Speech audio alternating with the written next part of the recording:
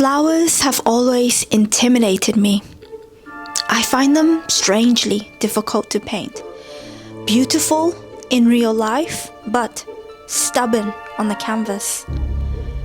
I've only painted a flower once before, and it didn't go so well.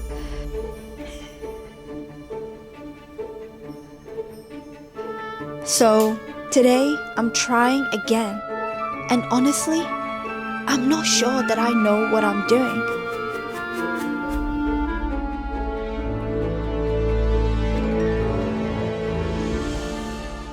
Chapter 1: Tentative Strokes.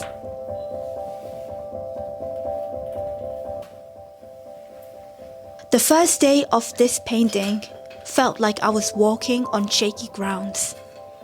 Maybe I look calm and collected to you from the outside, but inside, I myself couldn't land into this space of full attention.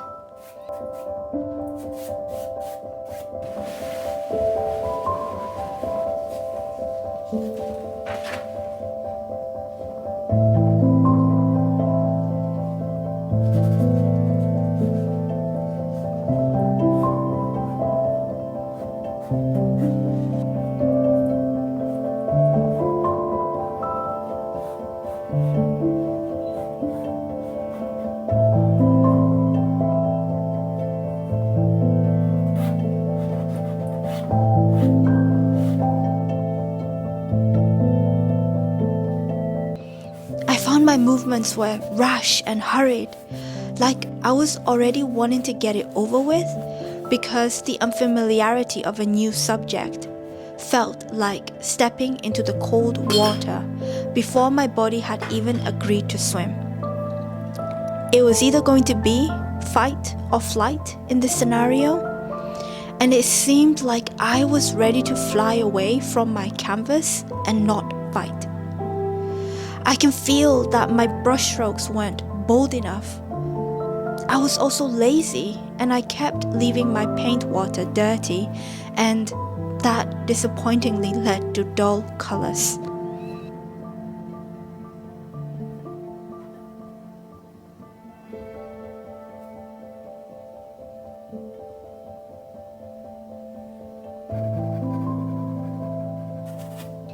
And when I stepped back to see what I'd done, I found that I wasn't satisfied. My whole being wanted to splash paint across the canvas. I wanted texture and movement, but I was holding back.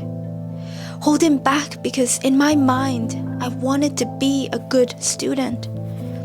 My inner critic judged my own painting on accuracy and precision, expecting myself to move in the same ways as the mentor did, make the same marks, as she elegantly glided her fingers across the canvas like a ballet dancer. Chapter 2: Breaking Free from the Rules. I started the next day following her method, but somewhere along the way, something in me wanted to break it. After finishing the first layers of the painting, I told myself, no, I don't like this at all. I won't make another pretty painting just because I'm painting flowers and birds. And I took out the one material that symbolized for me the kind of rebellion that kicks the door of its hinges instead of knocking politely. And suddenly, 5 or 6 spray cans were occupying my painting space. I started to spray, with the only objective being to make bold marks, drips and textures that say, this is me, and I accept who I am, whatever marks and whatever mess may come out.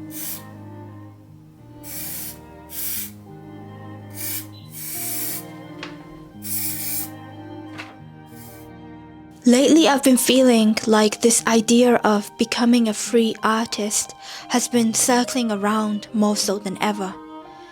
And I find myself interrogating the spaces where I felt like I was less than, where I hid the parts of myself that were unique in order to fit in.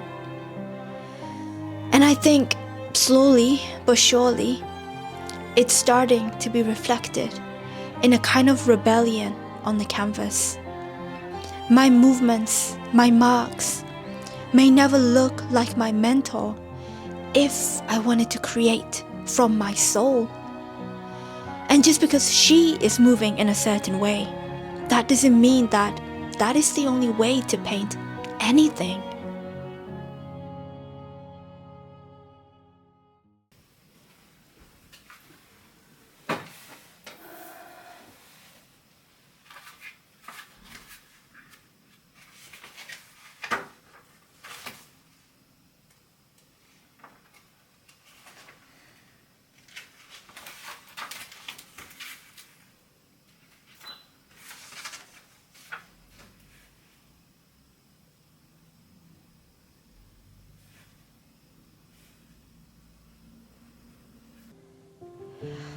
An artist's job, I think, is to forever break free of the prisons of judgments and expectations we have either developed as coping mechanisms or because we were taught and influenced at an early age by others around us. But that, painfully, is easier said than done.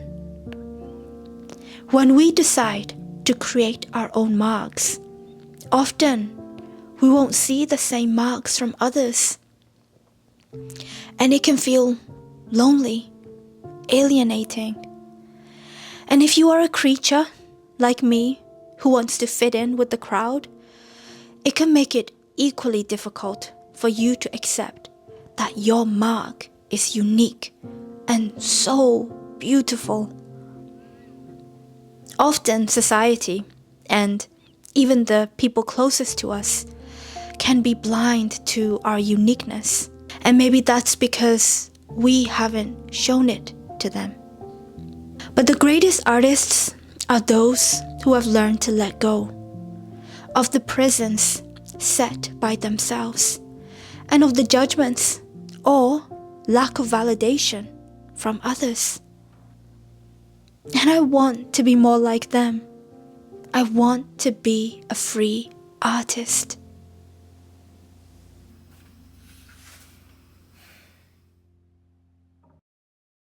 Chapter 3. The dark, messy middle. This is the stage every painting passes through. The part where everything gets darker before it starts to make sense. Paintings don't come alive in the pretty stages. They become alive right here in the dark, messy middle. My first few marks on the third day also started off a little timid than I would have liked. But I had to accept the part of me that is trying. She's here again, willing to risk and willing to try on the canvas. Creating anything for an artist can feel like a life or death situation. If we are too identified with our egos, we can take it so seriously that the art becomes stifled and trapped. But if we can find the spaces in ourselves to accept, to be patient, and just keep making the marks, there is a magical thing that happens. The art of creation starts giving life back to us. And time can work its miracles. I choose to believe it. But all time needs is for us to stay long enough in the game. Our rational brains aren't always patient to stay in the messy middle.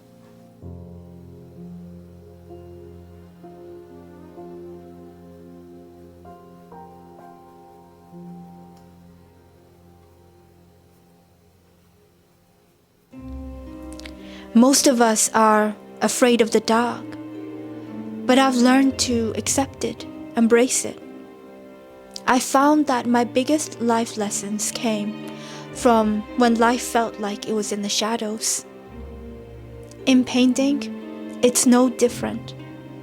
What gives form in painting any subject is laying down the dark colors.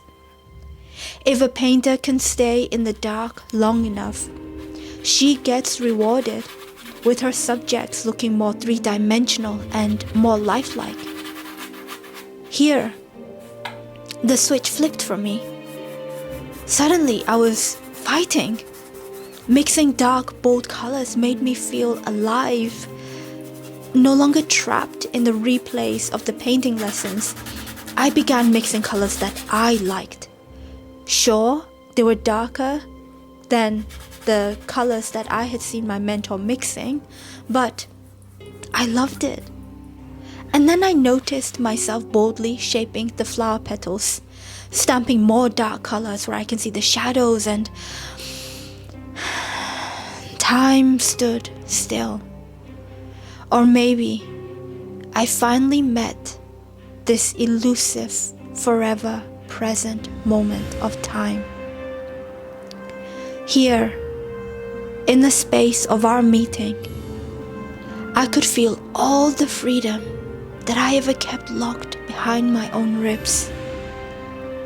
And to think that if I hadn't taken this risk to paint dark and messy, I wouldn't have gotten here.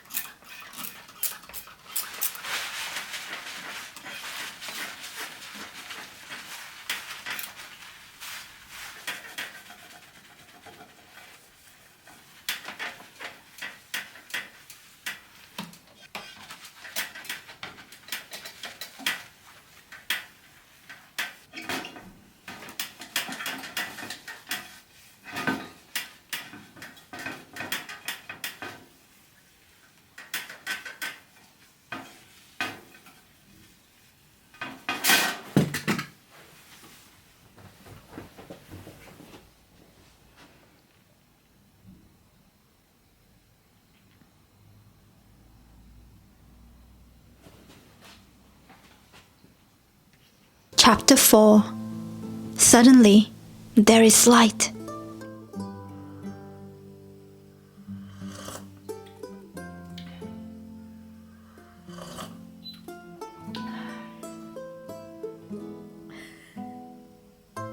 After the darkness comes the moment every painter waits for. On day 4 of my process, I began adding the opaque, brighter paints to the painting. This is the final touch, that makes a flower look like a flower, a bird look like a bird. It's also the stage where I decide what areas of the painting that I want to give more time and attention, so it becomes a focal point, and which areas I want to leave more abstract. Painting the background suddenly brings new energy on the canvas. The flowers and the bird starts emerging and taking the center stage.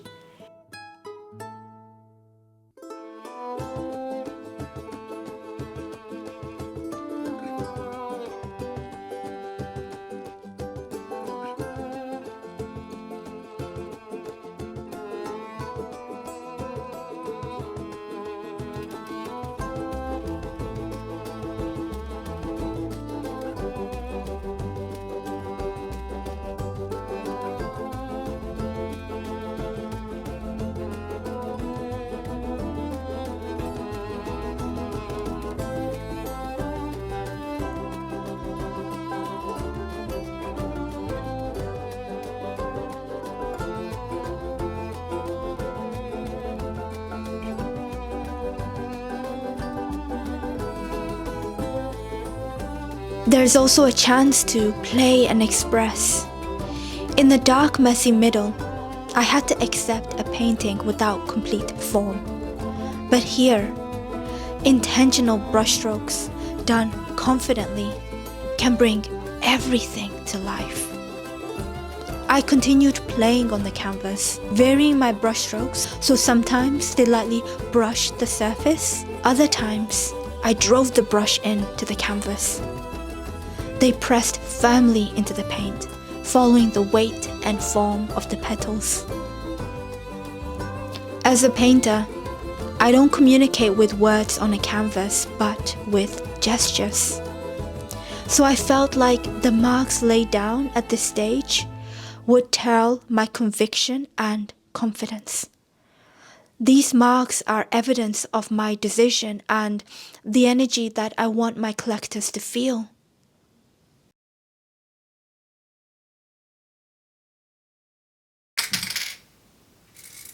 Confidence is a strange thing in painting. It arrives quietly, and suddenly you feel brave enough to take risks.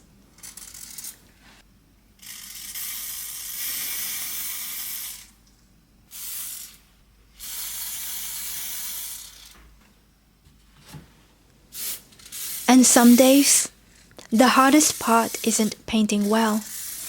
It's just showing up at all. I am having one of those days where I just can't be bothered to do any single thing. So today is Sunday and I woke up fairly early, actually at around 6:45 in the morning. I'm an early riser anyway, and normally I like taking advantage of the early days to get things done, but lately I haven't been feeling as motivated, and the weather today has been so dull, so it's been misty pretty much all day, and it's got this very like still eerie kind of wintry vibe, and we've had a great start to March last week where the sun started to come out and we had hints of spring, and the sun just made me feel like, everything was so alive again. And then to have that sort of week this past week and to be hit with almost like the wintry vibes again is, I think, getting to me a little bit. And also, do you ever have one of those stages in anything really, like anything that you're working on? So this is what I notice. I notice that my motivation levels actually drop just before I am about to reach a breakthrough, or just before I'm about to finish something. So this is evident of this painting behind me, and the next stage is actually a really relaxing stage, and I'm gonna, start seeing this painting come to life. The colors are gonna become so vibrant and it's gonna be really, really beautiful. But this recurring sort of lazy voice in my head just doesn't want to get on the canvas, just doesn't want to do anything. So today has been one of those days where, despite the lack of motivation, I've just sort of plowed through. So I prayed for a couple of hours this morning. I moved my body a little bit, took a shower, cleaned myself, washed my hair, and had a really nice lunch. And let me tell you, I couldn't even be bothered to make lunch. And finally, here I am on the canvas. And sometimes it takes longer than I want it to be to get here, but I'm here. And yes, the motivation is really low, but I'm not going to let that stop me from finishing this painting. And you might notice that in some of the projects, like personal projects or work projects that you're working on, like watch how the mind, just before you finish something, start telling you things like, oh, like you've done well already, like you've done so much already, just relax, take it easy. Oh yeah, like you've had a hard week, like just chill.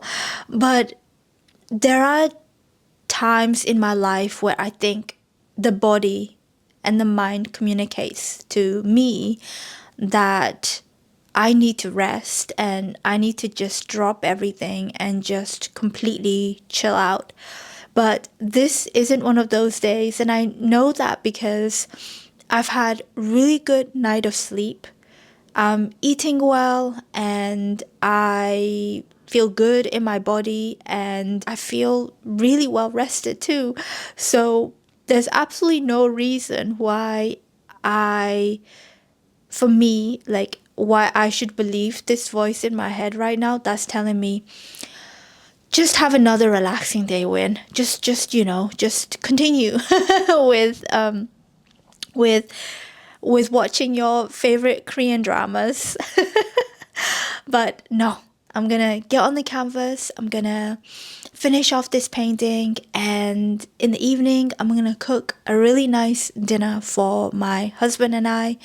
It's gonna be really delicious, and it's gonna be a good afternoon. It's actually very early still. It's only 1 p.m. The day is still early. In the next stage of this painting, I am going to be varnishing the painting after the acrylic layer. I'm going to varnish it to seal the acrylic layer of the painting, and then I'm going to go over the top with some oil paints just to give it a little bit more of that glow, a little bit more of that vibrancy. And varnishing a painting is one of my favorite things that I found in the whole part of this painting process.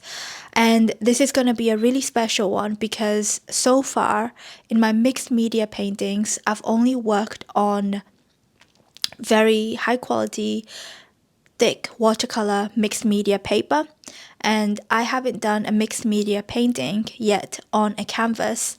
And this painting is on a canvas, so I will actually be varnishing a canvas painting. So I'm interested actually to have a look at the painting and see the sort of differences or not in working with canvas versus on paper. Before I sign off, I just want to say also, if you are having one of those low motivation days, don't let it stop you.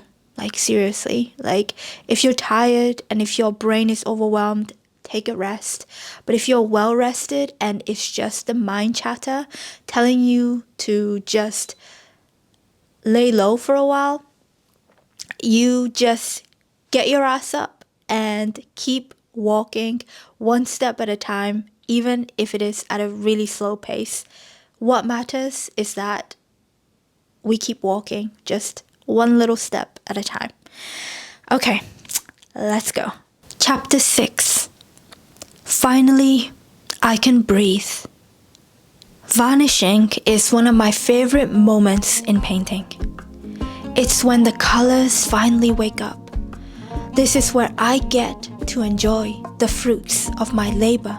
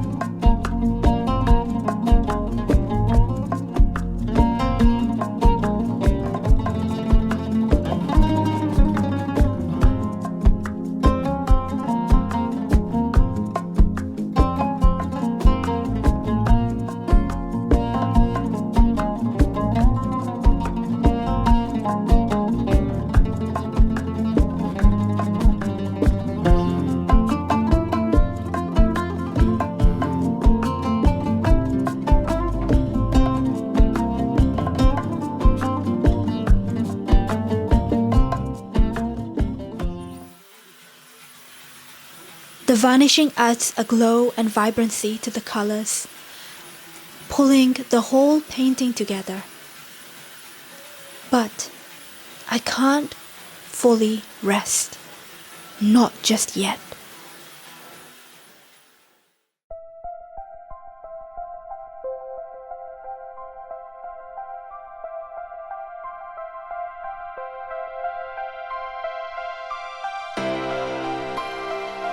Chapter 7. One final decision. Every painting ends with the same question. Do I stop? Or do I risk ruining it? Push it further? Or leave it alone? At the final stage, I have these important decisions to ask myself. There is a danger that I might overwork the painting, and I've done that before. There's also a danger that I don't push it enough and I stay in my comfort zone, which isn't why I paint, so I really don't want to do that. So I don't rob myself of the opportunity to play some more. Compared to the earlier stages of the painting, this feels unnaturally relaxing to glide the oil paint over the canvas.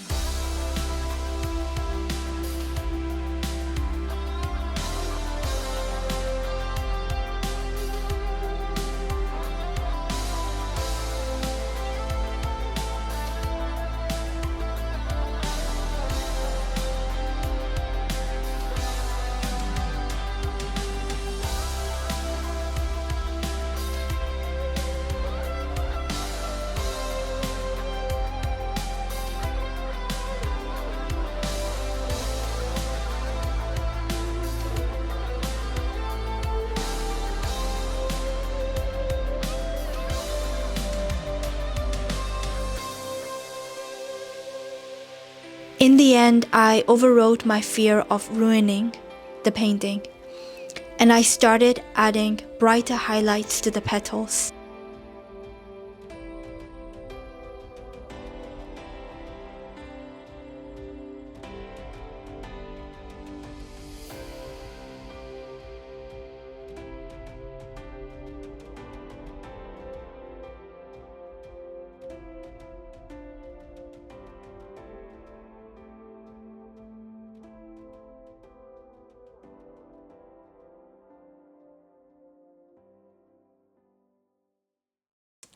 And at the last moment, deepened the dark colors even further. I've always believed in contrast, that without darkness, there is no light. And this was my final gesture the philosopher in me leaving her mark.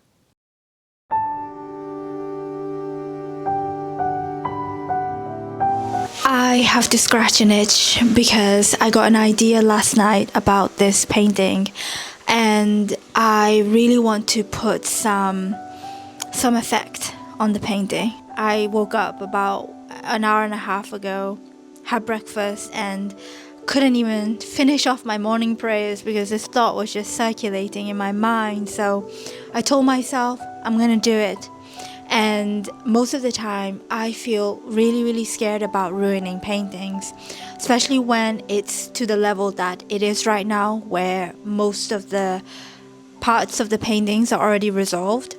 So to add a new idea on top of it feels like it's either going to work or it's not. And I think I'm coming around to this idea that if I don't try it, I'll never know.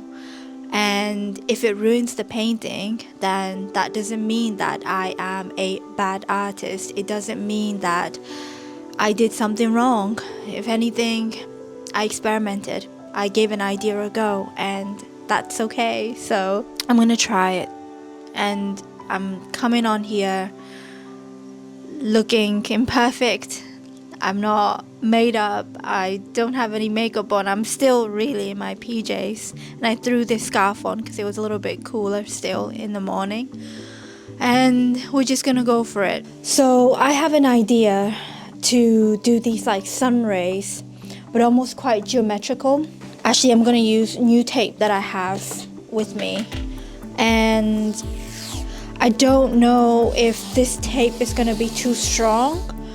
Again, I won't know until I try it, so I'm gonna try it. I haven't even set my studio up for this kind of filming session because I'm just literally going off the cuff here. But I'm gonna try to get a decent amount of tape, and hopefully it won't ruin the painting. I have this idea to actually limit the sort of the rays that's coming across to a certain, let's see. Ooh. It doesn't really take off the paint because most of it is dry, but I just have to be mindful not to get it too tight. So I don't know, I'm literally, like I said, going off the cuff. So I like this idea of like a triangle of light. That's like, I always look at this painting and I look at, you know, these parts of the flowers, and it makes me imagine like on a morning like this where you've got light that just captures a little bit of petals in the morning outside in a garden, and those sorts of moments I think are just really beautiful. So I thought, why don't I try to capture it? Why don't I try and bring that sort of feeling to life? I'd love to sort of filter it into the bird as well. Maybe I can do that. Let's have a look. But I don't want to take too much of the bird's colors away. I think that they actually already have this sort of, nice color. And I think if something looks the same too much, then it sort of ruins, I feel like, the effect of things. Does that make sense? Like, sometimes I feel like things don't always need to look the same in all areas of the painting. I think having a little bit of diversity and variation is good. My focus is this. I may do this. I'm not sure yet, so we'll see. I've been looking at this color book that I mentioned in a previous Teesside Thursday episode, and I was looking at the sort of back pages where they actually show little tabs of color like this, and I've been going through it a little bit when I woke up, and I was trying to sort of put it against the painting here to see what colors would suit, because when you think about, the sunlight, you think about the warm colors, like these sort of yellowish, sort of greenish tones. It really depends on the I think the color of the object. So if it was grass, then really when the sun shines on it, it might be like different variations of green here. But when I look at this painting and when I think about like light, like almost like a streak of light coming through it, I thought maybe something like this color would be nice. I don't want to make it too pink, too yellow, too orange, but it depends on what I can mix. And I was thinking about whether to go with acrylic or oil. And I am gonna try with oil first, and if that doesn't work, I'll try with acrylic. But this is a very bold fluorescent yellow, and I love fluorescent colors, if you might have guessed already. But I think this might be a bit too garish. So this color actually is a nice match to this one, as you can see. So that would be a nice starting point. But I wondered what would happen if I mix something like this with this. So that's what I'm gonna do right now, is get the paint palette out and just start to mix the colors and just get on there. That's, sometimes I feel like waiting a long time just robs you of the moment of being spontaneous with an idea, and sometimes we end up overthinking too much.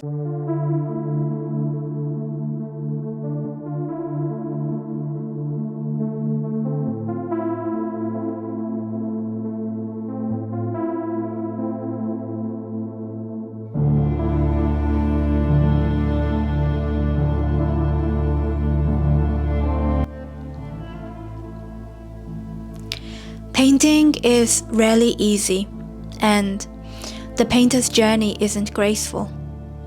Most days we fight doubt, uncertainty, and messy canvases. Every now and then, something begins to appear, and that's usually enough for us to start again tomorrow. I always learn a lesson with each painting. I'm now going to add like these lighter streaks just to give it a little bit more variation to the tones.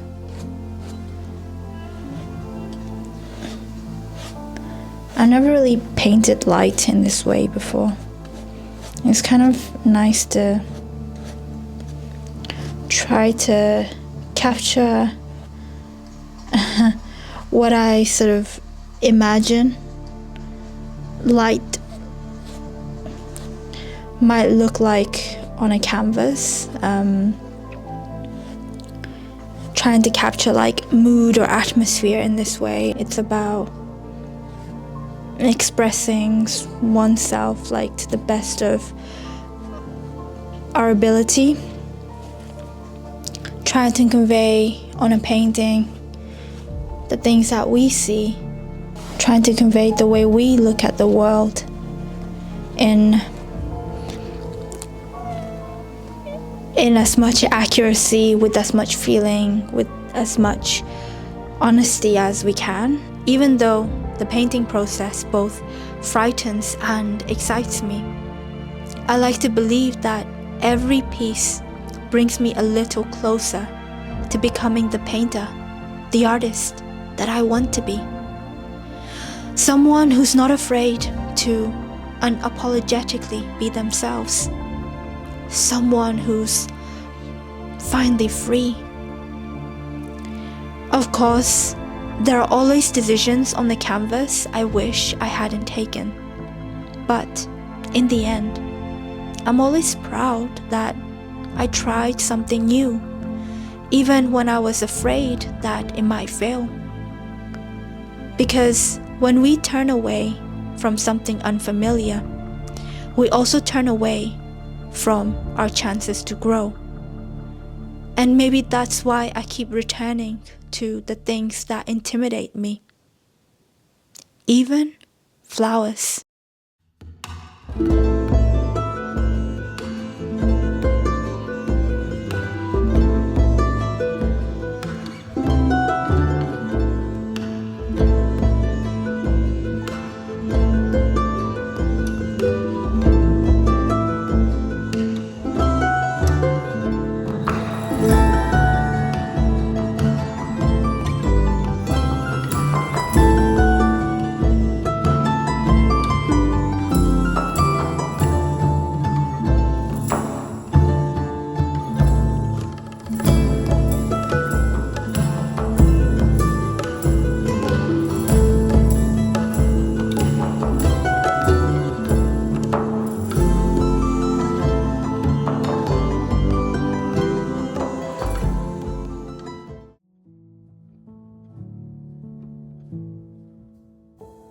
I'm hushing the dog on the chain. I'm lining up stones on the edge of the bank. Rally the troops for another refrain. I sing this softly to myself. I sing this softly